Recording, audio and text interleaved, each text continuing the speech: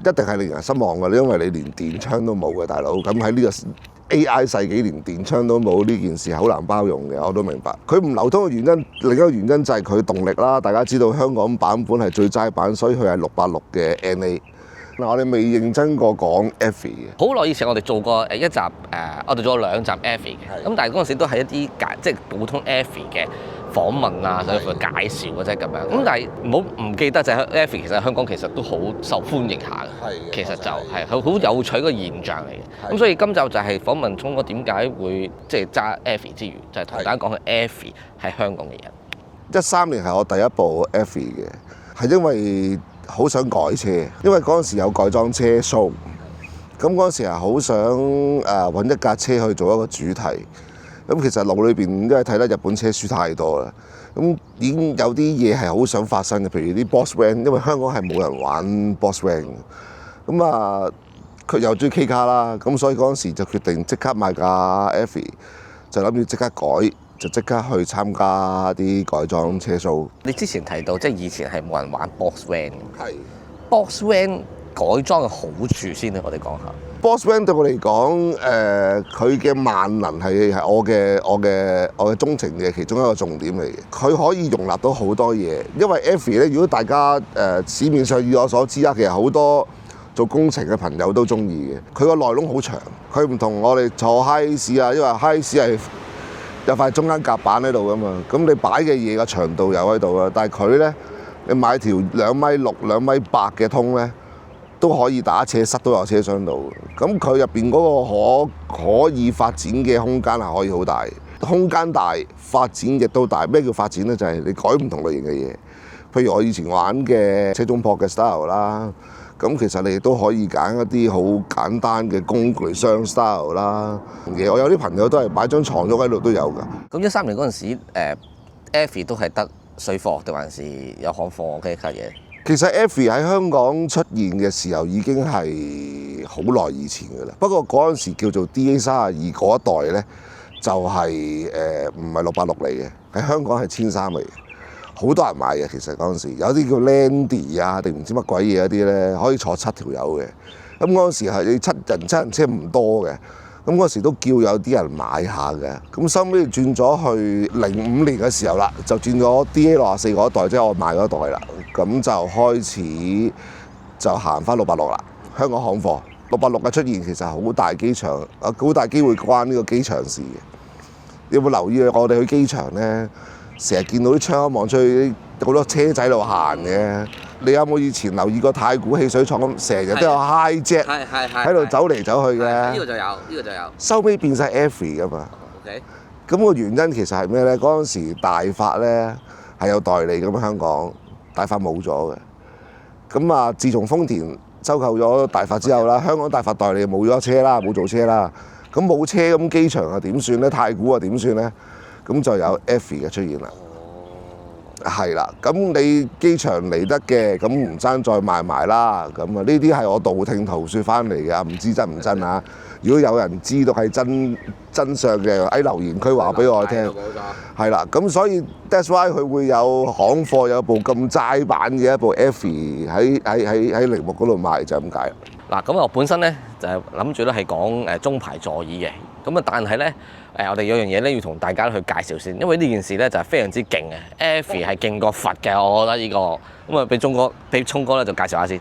我唔知30係40係有冇呢啲嘢啊？咁我哋以前坐10係20係啊，甚至 Perrier 啲豪華車咧都冇呢樣嘢㗎啦，唔係電門喎。係呢嚿嘢喎，竟然有腳踏嘅。一開門嘅時候，佢係有個腳踏嘅喎，仲有個扶手。哇！問你死未？嗱，咁我哋嚟到車尾啦。咁頭先咧，聰哥就提到啦，即係 EFI 嘅車尾咧，就尾箱就好大啦，亦都可以即係作工程用啦。咁我哋而家一眼咧就睇到嗰個空間啊，咁樣可唔可以同你講下，即係其實空間上面嘅運用，其實佢點樣可以有足夠嘅自由度俾大家咧？ K 卡有幾個特色嘅，其實譬如我哋而家用得最盡嗰啲咧，就係一啲叫做Boss Van 啦，好似 EFI 啊，大家見到嘅 M-Boss 啊、Spacia 啊咁樣。咁但係其實大家有留意嘅，其實好似以為 M-Boss 同EFI 個樣好似以為同一類嘢嚟，咁其實就唔係嘅。咁啊，因為 M Box 你見到啦，其實入邊咧係一個好舒服嘅空間嚟嘅。大家坐過啊，都知道哇，腳落好寬敞啊咁樣。咁 Aviary 你見到啦，其實佢呢一度裏邊咧打開門之後咧，其實佢仲有個空間落嚟擺嘢嘅。咁呢個係同 M Box 有好大分別嘅。咁亦都點解促使呢樣嘢喺日本會咁多人用嘅原因，就係因為佢偏向係客貨兩用嘅。咁如果係香港嘅貨車版啦，咁佢直情可以變到一個好平嘅地台啦，差唔多接近1.8米咁長。豪華版都可以，不過咧扮低咗之後咧，就有因為凳嘅厚度高咗，所以佢扮低之後咧就有少少嘅斜度。嗱，俾大家見到嗱，而家咧就係佢瞓低咗樣啦。嗱，頭先聰哥咧就提到咧，就係佢會有一個少許嘅突出嚟嘅壓位噶嘛，就係咁樣啦。咁但係呢個其實高度咧，高低差又唔算好大嘅。其實你擺張床墊落去咧，咁其實你都可以做到嗰個車中泊嘅效果。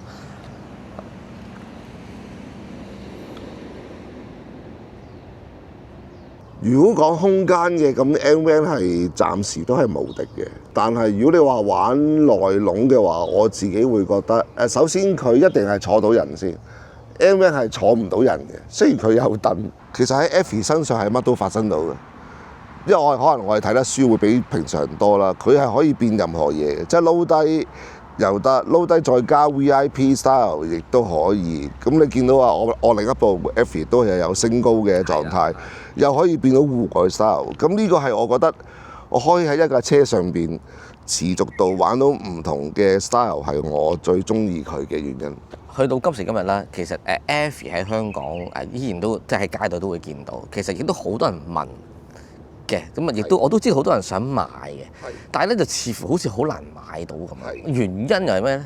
行貨係有得賣嘅，咁但係行貨嗰部咧係成個系列裏邊咧最低配置嗰個版本嚟嘅，即係佢哋喺日本咧，你大部分咧都係攞嚟做貨車嗰個版本嚟嘅，一定係令人失望嘅，因為你連電槍都冇嘅大佬，咁喺呢個AI 世紀連電槍都冇，呢件事好難包容嘅，我都明白。佢唔流通嘅原因，另一個原因就係佢動力啦。大家知道香港版本係最齋版，所以佢係686嘅 NA。咁686嘅 NA 喺今時今日嘅香港，尤其是啲電車0至100都3秒4秒嘅時候，佢都要10幾秒啊，大佬。咁喺香港人最需要速度嘅時候，佢又乜都俾唔到你嘅，係啊。所以香港人係好少揀嘅，即係去到都會卻步嘅。哇！個籠好正喎，好大空間喎，可以粗用喎，可以工程用喎。咁但係確實佢係一架好慢同埋冇乜配置嘅車咯。呢個係大家卻步嘅原因嚟。我覺得作為一部即係雙型嘅即係 van 啦我哋可以講緊。其實我覺得呢部車其實佢嗰個懸掛避震又唔算係太差，即係我又唔會話好多啲好辛苦啊、好顛皮感好重嗰啲嚟㗎。其實完全冇㗎，咁但係你要喺上面感受到豪華感覺就一定唔會有㗎啦，係啦，即係唯一個好處啊，咁樣講出嚟都咩嘅，就係你可以感受到好原始嘅汽車感覺咯，因為佢簡單啊嘛，即係又冇咁多電子嘅嘢干預你、控制你，咁就係嗰啲底膽就係底膽，就係嗰啲波裝嗰啲波裝，咁其實你親身感受到佢，見到佢下邊燈就燈㗎啦，冇嘢㗎，冇嘢可以幫到你嘅，其實係。油價好貴啊，係咁就嗱好多時咧，即係我哋以前成日講，我以前啦成日講 K 卡咧，就話可以好慳油嘅咁樣 K 卡。咁其實呢個觀念我係咪有少少錯咧？喺 Aviary 上面嚟講，其實咧嗱呢樣嘢都係我哋自己 Aviary 圈子圍內一啲討論嘅問題嚟嘅。咁啊，我哋大家都圍內都知道㗎啦。其實佢咧先講 NA 版先啦。其實喺市場上面咧好得意嘅。有啲人買到嗰啲咧係可以行好多嘅，有啲人買到嗰啲咧係行好少。咁得意嘅呢個咧就我正正都想同大家分享嘅原因就係咩咧？其實買 Aviary 嘅人咧，好老實講，你一定唔係話 for family use 嘅啦，因為你香港行貨版根本毫無舒適可言嘅，你唔會揀佢啦，你揀 Solio 啦，定係咪？咁你揀得佢嘅，佢一定會粗用多嘅。即係會勞動佢多嘅，咁啊大家都知啊，勞動得嘅車就一定有大家唔同點樣對待副引擎嘅方法㗎啦。咁所以我哋圍內咧，譬如啲NA 咧，有啲行到400一缸油，咁啊有啲行到500幾都有，咁啊就完全唔知佢點樣行出嚟嘅，係啦，同一副計啊咁樣。咁啊 W 版啦，咁啊大家都喂水貨豪華版會唔會好啲咧？咁樣完全又係另一件事嚟嘅。咁啊，佢同譬如我哋同佢同級嗰啲 M-Boss 比啦，嗰啲都係686 Turbo 啦。M-Boss 又係一缸油咧，好多都可以行到過500嘅。咁但係我哋 Airfree 咧幾部豪華版，我哋自己測試咧都係行到400左右嘅啫，最盡。咁我哋我自己得出嚟啊，有啲結論啊。咁其實好多人都唔知道嘅，其實 Airfree 係後驅嘅。個引擎就喺座位下邊嘅，咁其實對比其他頭轆車前置引擎嚟講咧，佢係多咗一樣嘢咧，就係多咗條軸。咁你知大家都知道啦，如果你個傳動係去直接啲、簡短啲嘅，咁你個力量流失會少好多噶嘛。咁你一多條軸嘅話咧，你耗油就一定多咗噶啦呢樣嘢。咁呢個就係 Airfree 一個少少嘅弊病咯，一啲都唔慳油其實佢都。如果我哋見到行貨嘅版本啦，即係香港本土版本嗰啲 NA 版啦，嗰啲冇 turbo 嗰啲咧，其實佢哋係唔會特別貴嘅。但係有一個，因為我好難分啊，因為我哋有前期有上一代嘅64版本啦，同埋呢一代有17版本啦。咁啊，佢哋嘅價錢我自己引用嘅咧就係叫做適中，不過盤就非常之少。通常一出咧，個價錢唔太離譜咧，就俾人買咗㗎啦。咁佢當然啦，我會睇到呢個係一個佢個流通性啦，因為始終買嘅人唔係多，咁所以賣出嚟嘅盤亦都會相對少嘅。咁其一啦，其二真係覺得佢實用嘅人係真係好多嘅。好多人問我：喂，阿聰哥點樣？但係其實佢問得我咧，其實佢哋已經大部分都知道佢擁有嘅優點喺邊嘅，就係擺貨，係啦，就係擺貨。咁當然啦，你話我買架大把得啦，你話懟2米幾嘅通咁樣，買架 Alphard 都懟到啊咁樣，咁啊視乎大家個心態咯，係嘛？我有啲人中意車仔，但係又可以擺得多嘢，咁啊泊位又快過人，唔似而家好多啲大嚿嘅七人車入停車場泊個位都泊到4-5手先搞掂嘅。咁 Airfree 就有佢嘅顧中好處咯。咁啊，今集咧就係咁多啦。咁啊，因為今集我哋都可以喺聰哥口中知道晒呢個 Airfree 嘅一啲嘅應用啊、優點啊、缺點啊各樣嘢啦，咁樣。咁就嗱，其實今集亦都係第一集開始講翻 K 卡，即係真正講緊 K 卡嘅啦。無論係人訪啦，即係聰哥車主嘅訪問啦，甚至乎嗱試車咧，車款咧，我哋盡量啦，係，因為真係香港真係好少，好老實講，即係我要試嘅，我啱啱開波，即係泊車臨時嗰幾年，我就真係試晒啦。所以大家成日問我點解唔再試咧？真係我哋真係揾到牙血都出埋，都揾唔到有陣時咁樣。咁但係我哋盡量再睇下仲有冇啲啦。咁當然日本，我哋希望去日本試到啦。我哋都安排緊嘅。咁但係始終即係你知去得日本，咁就啲皮費係貴㗎啦。咁我哋本身有工作在身啦，咁樣咁所以我哋我希望係即係點解我成日都會話去日本試，就係我就係想簡單啲嚟講，就係如果經濟效益最好嘅話，一定係喺日本試晒好多嘅 K 卡，好多我哋想試嘅 K 卡，做咗我哋要做嘅訪問，咁我哋嗰個機票先至值㗎嘛。所以我哋要有個時間安排，而唔係哇！而家有部Super One 喎，即刻飛去試翻嚟咁話，大佬我真係我哋唔係開油田㗎嘛，即係我哋本身即係銀彈有限啊。係，你睇我哋個樣都作住咗，我哋係好需要契爺嘅。係啊，我哋好需要契爺嘅。咁啊，但係如果有嗱聽到一條片，你有 sponsor 嘅，係啦，不妨揾我。係啦，我哋喺日本其實係好多嘢可以拍嘅。係啦，冇錯，好多得意可以拍嘅。係啦，冇錯，你資助下我哋兩個，拍多啲好嘅 K 卡俾大家。如果唔係嘅話，我哋永遠只能夠 stay 喺香港，我最多只能夠去離島嘅啫。